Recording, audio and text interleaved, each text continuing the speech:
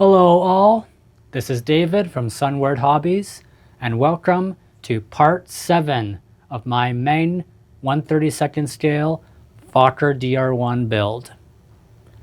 In the last part, we finally got around to painting the main airframe in that glorious shade of red. In today's video, we're just going to be painting a few minor details, such as the leather trim around the rim of the cockpit, as well as the two skids underneath the bottom wing. Then after that, we'll give everything a nice clear coat.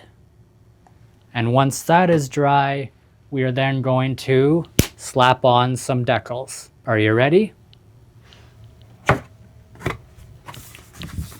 Let's go!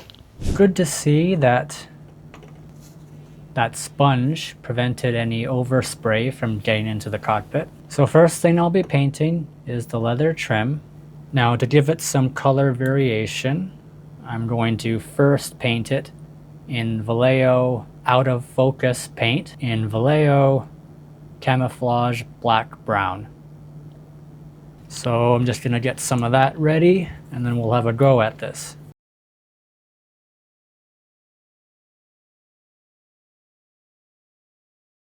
This technique that I'm using is very similar to what I like to do with wood grain. So I'm painting everything in a very dark color first, and then once it's had a little time to dry, I'm going to go back in with a lighter shade of brown and basically just dry brush that on.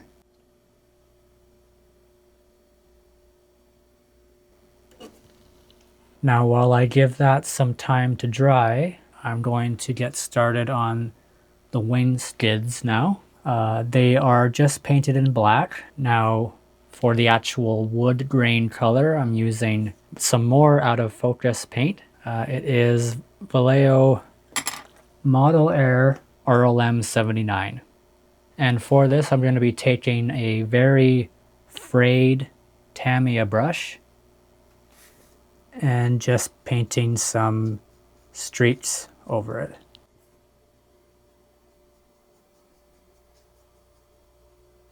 So you may have noticed in the past maybe 2 videos, I didn't seem very enthusiastic about this build. I am just trying to convey the different phases that most modelers go through when working on something. When you first start, there's the excitement phase.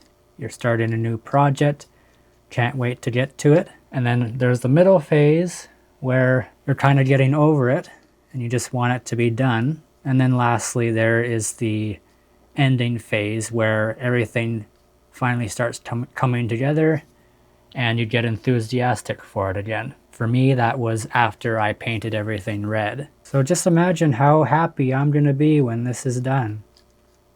I apologize if I haven't been very engaging with you all in these past few videos, so I'm going to make up for that right now. Feel free to leave in the comments section how you think I'm doing, or have you ever personally built a Fokker DR1 model? Have you built this one, or the one from Edward, or the one from Rodin? Even the lousy one from Revell? Feel free to let us know. So now with the tail skids painted, there's one other thing I wanted to discuss here. So on the front box art, it shows that the wing struts, the metal bracing on the ends that meet each wing, look to be of steel or metallic black. However, the box contradicts itself because on the side, it's all red. Now, me personally, I was always under the belief that these struts were all red. So I'm going to go with my gut on that one, and I'm just going to leave these alone. If you think that's wrong, please feel free to let me know in the comments. But yes, I will leave those and then I will continue on with painting the other parts. Now we're moving on to the lighter color for the leather, which I will be using Vallejo Model Color Saddle Brown. I mean, kind of fits. Some people would call the cockpit the saddle. So I took some on my paintbrush here, but first I'm going to wipe a little bit off and just gently brush this on.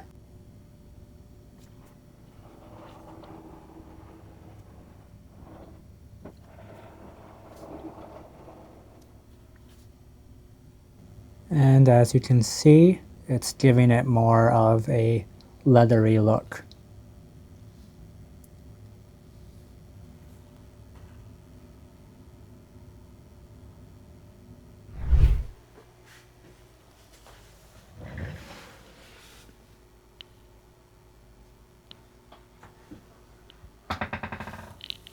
All right, so everything is now painted. So now to protect that paint, I'm going to apply, once again, some All-Clad Aqua Gloss. Not only will it protect the paint, but it'll also provide a nice smooth surface for the decals to eventually go on top of. Let's begin.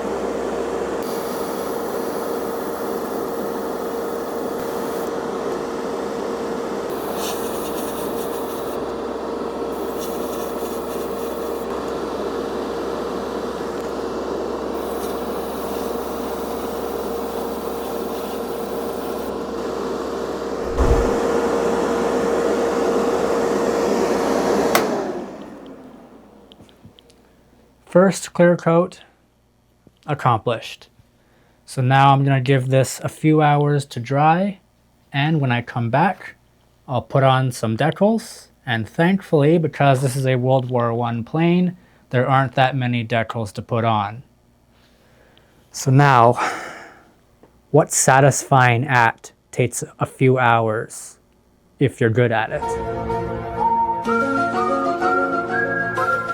Fishing. Be right back. I'm back. What's that? Did I catch anything? Yes, well, no. Okay, I did catch something, but it's something I'd rather not disclose here. Anyway, decals. So as you can see, there's really not much to put on at all. I only count 9 decals. Basically just the Tatzenkreuzes, or Iron Crosses, the aircraft ID number, and that's literally it. So that's not going to take me very long at all. Now, when I cut out decals, I like to use a very small and precise pair of scissors, such as these ones from AK, because when cutting decals, you're going to have to get into some tight, narrow areas. So a big bulky pair of scissors just won't do. I mean, you could also use a hobby knife and just cut, but I never really preferred that unless I absolutely had to.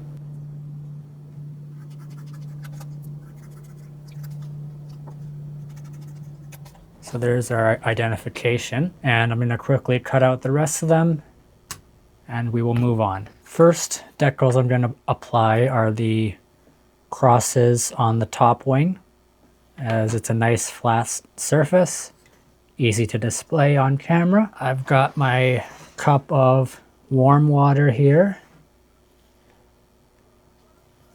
and I'm going to place the decal in there for about 30 seconds.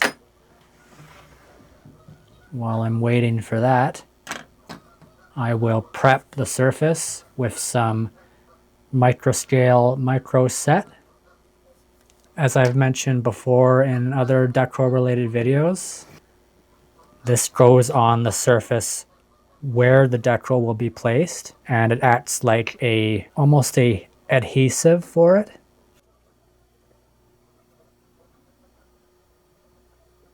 So the decal should be ready now.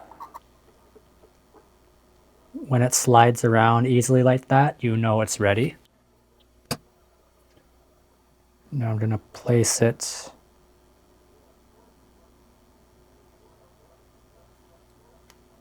right here. It's also good to have a Tamiya cotton swab handy so that you can press it down and get rid of any air bubbles that might be underneath.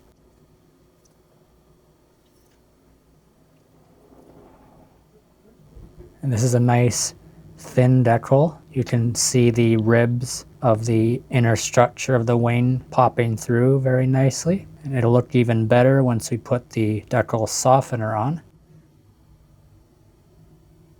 And you'll also notice this isn't the entire cross. It's split into two because the aileron was a separate piece and there is a very tiny separation there. Now the second piece.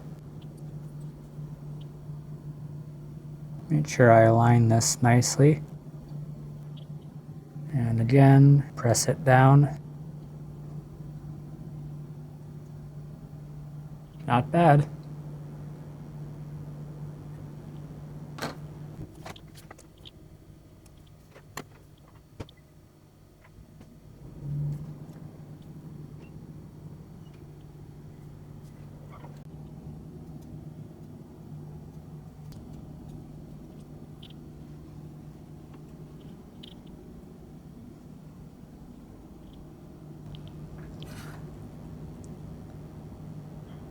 I gave the decals a little bit of time to settle, so now I'm going to start softening them with some microscale microsole, and this should really make those rib lines in the wings pop out.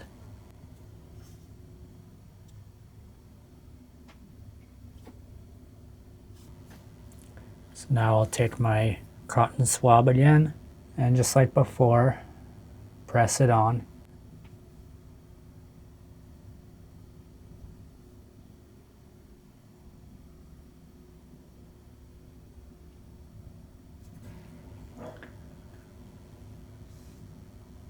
And you can rub your fingers in between the, well, I don't know if you call them rivets, but these extremities. So yeah, these are very nice quality decals, I can tell. So I'll just finish up the rest of them, and once again, we'll move on. Man, this is looking gorgeous. So the decals are on there good. I will be wrapping this video up pretty soon, but before that, one last thing to do is give everything one more clear coat with aqua gloss. That's going to help make the surface even smoother, and it'll help protect the decals as well. So catch me at the spray booth and we'll spray this sucker one more time.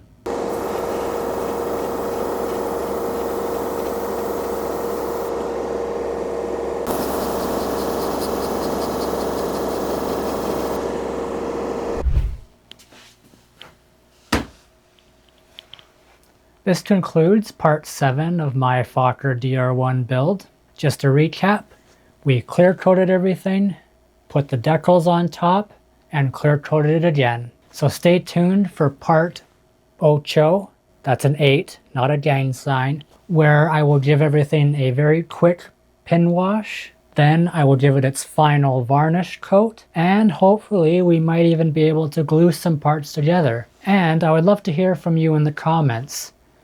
Will I finish this build in 10 videos? Give us the over/under. So thank you very much for watching this video. Remember to like, comment, subscribe, follow us on our socials, and until the next one, adios.